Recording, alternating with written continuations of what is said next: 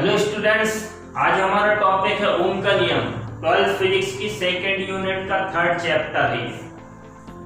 तो ओम का नियम आज हम पढ़ेंगे। तो अगर ये वीडियो पसंद आए तो लाइक और शेयर जरूर करिएगा, और यदि अभी तक चैनल सब्सक्राइब नहीं किया है तो चैनल को सब्सक्राइब भी कर लें ताकि आगे आने वाली वीडियो आपको प्राप्त होते रहें। चलिए आज का वीडियो शुरू करते हैं। ओम का नियम। तो जैसे एक बैटरी है, मान लो ये मोटरसाइकिल बाइक की बैटरी है। एक बैटरी ये है अपने पास, ट्रैक्टर की है ये, और एक बैटरी और मान लो ये ट्रक की है। इन तीनों में से कौन सी बैटरी सबसे ज्यादा करंट देगी, इस बात को कोई भी बता सकता है? ये वाली सबसे ज्यादा करंट देगी। करंट मीन्स विद्युत धारा। ये उससे कम विद्युत धारा देगी, ये सबसे कम विद्युत धारा देगी। तो ये बैटरी पावरफुल है। तो पावरफुल कैसे है? हर बैटरी में, हर सेल में दो इलेक्ट्रोड होते हैं। एक होता है एनोड और एक होता है कैथोड। तो हर बैटरी में एनोड और कैथोड के बीच में विभवांतर होता है।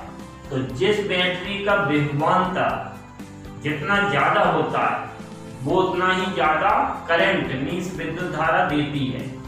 इसका मतलब ये हुआ, एनोड और कैथोड के बीच में विभवांतर अधिक है तो धारा अधिक है, विभवांतर कम है तो धारा कम है। इसका मतलब ये दोनों एक दूसरे के अनुक्रमानुपाती होते हैं। यही ओम ने बताया था। तो ओम ने जैसे एक चालक ले लिया, इस चालक के सिरों के बीच एक बैटरी लगा दी हमने, तो इसमें विद्युत धारा बहेगी। तो बैटरी का जो एनोड और कैथोड के विभवों का अंतर मतलब विभवांतर कैपिटल V है। इसका मतलब हमने चालक के सिरों के बीच में विभवांतर V लगा दिया, तो इसमें बहने वाली धारा मान ली I है। तब ये नियम है V अनुक्रमानुपाती I। लेकिन एक कंडीशन है कि इस चालक की भौतिक अवस्था में परिवर्तन ना हो। भौतिक अवस्था में परिवर्तन ना हो मतलब ना इसका तापमान बदले, ना इसकी आकृति बदले, ना इसका आयतन बदले, तब ये नियम लागू होगा। तो एग्जाम में हम ओम के नियम को इस प्रकार से लिख सकते हैं कि इस नियम के अनुसार यदि किसी चालक की भौतिक अवस्था में परिवर्तन ना हो तो इसके सिरों पर लगाया गया विभवांतर इसमें बहने वाली विद्युत धारा के अनुक्रमानुपाती होता है। ये इसका नियम है। एक बार और सुन लें। यदि किसी चालक की भौतिक अवस्था में कोई परिवर्तन ना हो तब इसके सिरों पर लगाया गया विभवांतर इसमें बहने वाली विद्युत धारा के अनुक्रमानुपाती होता है। या इसको ऐसे भी बोल सकते हैं, विद्युत धारा विभवांतर के अनुक्रमानुपाती होती है। तो ये नियम है। तो यदि किसी चालक के सिरों पर लगाया गया विभवांतर V है और धारा I है तो V अनुक्रमानुपाती I है। अब अनुक्रमानुपाती का निशान हटाएंगे तो एक कांस्टेंट लाएंगे। तो ओम ने इधर एक नियतांक R लाए थे, तो V बराबर RI। यहाँ पर जो R है वो एक नियतांक है, आनुपातिक नियतांक है, और इसका नाम होता है चालक का प्रतिरोध। R का नाम क्या है? चालक का प्रतिरोध। तो इतना हम लिखेंगे ओम के नियम। अब ओम के नियम की सीमाएं देखते हैं। तो परिभाषा में जो भौतिक अवस्था में परिवर्तन ना हो बोल रहे थे, उधर से ही अपन सीमाएं बनाएंगे। तो सीमाएं, पहली सीमा लिख सकते हैं हम कि चालक के ताप में परिवर्तन ना हो। दूसरी सीमा, चालक में विकृति उत्पन्न ना हो। विकृति उत्पन्न ना हो मतलब ना तो उसका आकार बदले ना उसकी आकृति बदले। तब हम बोलते हैं विकृति उत्पन्न ना हो। तो ये क्वेश्चन 3 नंबर का आएगा। तो उसमें हम स्टेटमेंट और सीमाएं, 2 नंबर का स्टेटमेंट रहेगा, 1 नंबर की सीमा रहेगी। तो ये 3 नंबर का कंप्लीट क्वेश्चन बन जाता है। लेकिन अगर ओम के नियम की व्युत्पत्ति पूछेंगे तो फिर सेपरेट क्वेश्चन आएगा कि ओम के नियम का निगमन कीजिए या ओम के नियम की व्युत्पत्ति कीजिए। तो अब हम देखते हैं ओम के नियम का निगमन, व्युत्पत्ति, स्थापना एक ही बात है। तो इसकी स्थापना करने के लिए हमें मालूम है आंसर में हमें लाना है V इक्वल RI। तो V इक्वल RI लाना है तो विभवांतर लगाएंगे, धारा लगाएंगे। तो ये डायग्राम भी एग्जाम में बना सकते हैं और नहीं भी बनाएंगे तो काम चल जाएगा। ये चालक के सिरों के बीच में हमने विभवांतर मतलब बैटरी लगा दी, कैपिटल V विभवांतर। इसमें बहने वाली धारा मान ली I, धारा बहती है प्लस से माइनस की ओर। ये कुंजी लगा दी बंद चालू करने के लिए। अब हम इस सूत्र को स्थापित करना है तो विभवांतर से शुरू करेंगे और धारा पे पहुंचेंगे। तो इसमें सूत्र लगेंगे जो हम पहले सब पढ़ चुके हैं। तो विभवांतर का सूत्र होता है तीव्रता गुणित दूरी। तो ये दूरी मतलब इसकी लंबाई। तो इसकी लंबाई हम मान लेंगे स्मॉल l, चालक की लंबाई l, तो E × l। इस सूत्र से हमें E का मान पता चलेगा V/L। इस चालक में विद्युत क्षेत्र उत्पन्न हो जाएगा। तो विद्युत क्षेत्र उत्पन्न होगा तो उस विद्युत क्षेत्र के कारण इस चालक के अंदर जो मुक्त इलेक्ट्रॉन है उन पर बल लगेगा। तो बल लगेगा, बल का सूत्र होता है QE, लेकिन इलेक्ट्रॉन पे बल लगा रहे हैं तो बल हो जाएगा E × E। Q की जगह क्या रख दिया, इलेक्ट्रॉन का आवेश। जब बल लगेगा, मानिए ये इलेक्ट्रॉन है, इस पर बल लगेगा तो उसकी स्पीड बढ़ेगी। स्पीड बढ़ेगी मतलब उसका वेग में वृद्धि होगी तो उसमें त्वरण आएगा।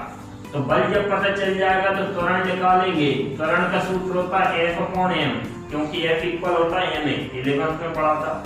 तो A इक्वल F/m। जब त्वरण उत्पन्न हो जाएगा इसका मतलब ये है उसका वेग लगातार बढ़ रहा है। तो किसी पर्टिकुलर टाइम पर हम वेग निकालेंगे। तो वेग निकालने के लिए गति का पहला समीकरण लगाएंगे V इक्वल U + AT। जब हमें वेग मालूम हो जाएगा तब हम अनुगमन वेग निकालेंगे, औसत वेग VD। और जब हमें VD मालूम हो जाएगा तब हम I का सूत्र यूज करेंगे, I इक्वल MEAVD। ये सूत्र मतलब विभवांतर से शुरू करेंगे और I पे पहुंचना है तो अपने आप ये सिद्ध हो जाएगा। चलिए, ये तो मेथड सीखी हमने, अब हम सिद्ध करते हैं। तो ये जैसे डायग्राम बना हुआ है इसके बारे में थोड़ी सी थ्योरी लिख देंगे। माना कि किसी चालक की लंबाई L, इसके अनुप्रस्थ काट का क्षेत्रफल कैपिटल A है। इस चालक के अंदर एकांक आयतन में इलेक्ट्रॉनों की संख्या n है।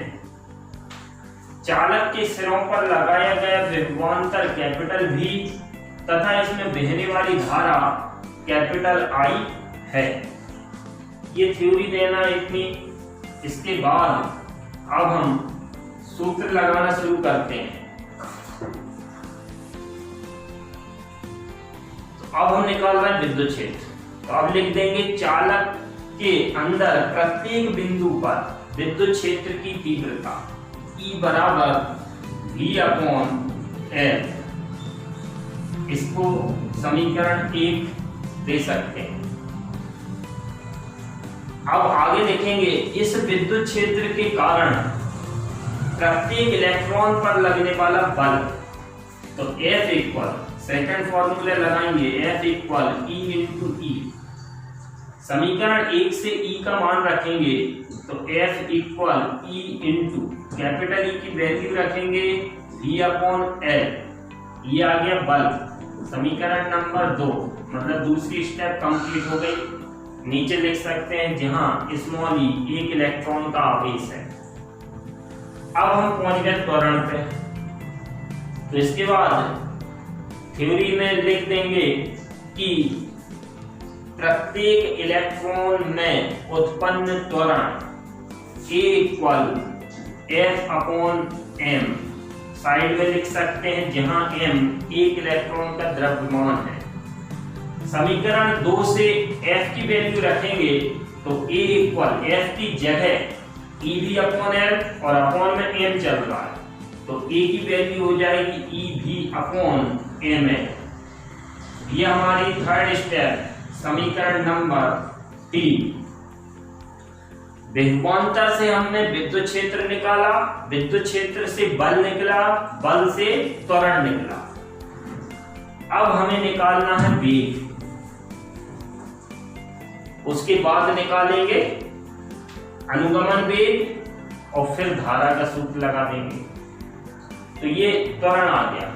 अब हम जो समय ले रहे हैं वो ले रहे हैं श्रांति काल। ये पिछले वीडियो में हम पढ़ चुके हैं श्रांति काल टाउ। तो श्रांति काल टाउ में इलेक्ट्रॉन द्वारा प्राप्त वेग, तो गति का पहला समीकरण होता है v equal u plus at। इस सूत्र से v इक्वल u, प्रारंभिक वेग 0 है इलेक्ट्रॉन का, a की वैल्यू है e capital V upon ml into tau, t की जगह टाउ रखेंगे। समय कितना लिया है हमने श्रांति का टाउ, तो ये मिलेगा हमें v equal e capital V tau upon ml। समीकरण नंबर 4, ये हमारा वेग आ गया। अब हम निकालेंगे अनुगमन वेग। अनुगमन वेग मतलब औसत वेग। तो इलेक्ट्रॉन का अनुगमन वेग Vd इक्वल प्रारंभिक वेग और अंतिम वेग को जोड़कर 2 का भाग देंगे, औसत निकलेगा। तो Vd equal 0 plus V upon 2, प्रारंभिक वेग 0 था, हटा दो तो Vd इक्वल V अपॉन 2। ये जो समीकरण 4 में स्मॉल v वेग है इधर और कैपिटल V विभवांतर, ध्यान रखना। स्मॉल v की वैल्यू रखेंगे तो Vd equal n Vd, v की वैल्यू रखेंगे E capital V tau upon ml, E v tau upon ml। ये तो स्मॉल v की वैल्यू, अपॉन में 2 और चल रहा है 2ml। ये हमारा निकल आया समीकरण नंबर 5 अनुगमन वेग। अब हम पहुंचने वाले हैं विद्युत धारा पे। तो अनुगमन वेग जब आ जाएगा तब हम लगाएंगे विद्युत धारा का सूत्र I बराबर n e a v d। ये सूत्र हमने पिछले वीडियो में स्थापित किया था। अब Vd की वैल्यू रखेंगे समीकरण 5 से, तो I बराबर n e a, Vd की वैल्यू रखेंगे E capital V tau upon 2ml। अब हमें आंसर में लाना है V इक्वल RI, मतलब V की वैल्यू निकालना है। तो V को अलग कर लें तो n e square e into e और a और tau upon 2ml into V। अब हमें V का मान चाहिए है तो इस ब्रैकेट को इस तरफ लाएंगे I के साथ, तो V इक्वल 2ml, ये पलट जाएगा 2ml upon n e square a tau into I। ये हमारा विभवांतर का सूत्र है। इस सूत्र में हम ध्यान दें तो ब्रैकेट के अंदर जो भी लिखा हुआ है वो सब एक कांस्टेंट है, नियतांक है। कांस्टेंट होता ही है, इलेक्ट्रॉन का द्रव्यमान और इलेक्ट्रॉन पर आवेश फिक्स है, नियतांक है। जो भी हमने चालक लिया उसकी लंबाई और क्षेत्रफल भी नहीं चेंज करना है, उसके अंदर इलेक्ट्रॉनों की संख्या भी फिक्स रहेगी और चालक नहीं बदल रहे हैं इसलिए श्रांति काल भी फिक्स रहेगा। तो ये सब कांस्टेंट हैं, तो इन सब नियतांकों को हटाकर एक नया नियतांक रख देंगे कैपिटल आर, तो बचा क्या आई। तो यही ओम का नियम है, या इसको अपन लिख सकते हैं भी अनुक्रमानुपाती आई। ये हमारा ओम का नियम है। लास्ट में ये जरूर लिखना है जहां 2ml अपॉन NE स्क्वायर ए टाउ बराबर आर, और आर क्या है, एक नियतांक है। और नीचे एक सेंटेंस और लिख देंगे, इस नियतांक कैपिटल आर को चालक का प्रतिरोध कहते हैं। ये हमारा ओम का नियम, कथन, उसका निगमन और उसकी सीमा कंप्लीट हुआ। वीडियो पसंद आया हो तो बेल आइकॉन जरूर प्रेस कर दें। Thank you.